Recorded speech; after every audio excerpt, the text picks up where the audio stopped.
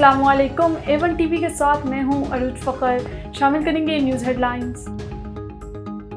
General assembly کا اجلاس، وزیر اعظم شہباز شریف نیو یارک پہنچ گئے۔ وزیر اعظم کا 27 ستمبر کو جنرل اسمبلی سے خطاب شیڈول۔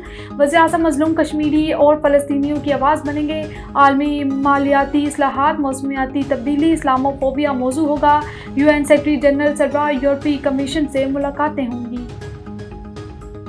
سیکیورٹی مسائل نئی نسل اور امن کے لیے خطرہ ہے، خواجہ آصف نے کہا۔ غزہ جیسے سانحات سے پائیداری، ترقی اور استحکام ممکن نہیں۔ وزیر دفاع خواجہ آصف کا عالمی نظام میں اصلاحات کا مطالبہ۔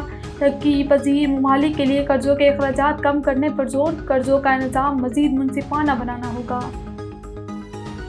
اسرائیل کی لبنان پر وحشیانہ بمباری، 492 افراد شہید، 35 بچے، 58 خواتین شامل، 1000 سے زائد زخمی۔ صہیونی فوج نے 1300 سے زائد اہداف کو نشانہ بنایا۔ پینٹاگون کا مزید فوج مشرق وسطیٰ بھیجنے کا اعلان۔ نتن یاہو کی لبنان کو سبق سکھانے کی دھمکیاں۔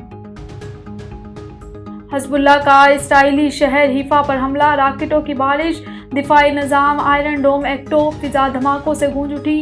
لبنانی عوام کو شدید خطرات لاحق ہیں۔ ایران کی جانب سے کہا گیا، اسرائیل کی نئی مہم جوئی کے خطرناک نتائج ہوں گے۔ اور سیالکوٹ انٹرچینج پر گاڑیوں پر حملہ، توڑ پھوڑ کے الزامات۔ لاہور علی امین گنڈا پور کے خلاف دہشت گردی کا مقدمہ درج۔ علی امین اور شاہد خٹک توڑ پھوڑ کے لیے اکساتے رہے۔ حملے میں متعدد پولیس اہلکار زخمی ہوئے۔ FIR کا متن۔ نیوز اسٹوڈیو سے فی الوقت اتنا ہی۔ مزید خبروں اور اپڈیٹس کے لیے دیکھتے رہیے A1 T V. A1 T V, سب پہ نظر، اندر کی خبر۔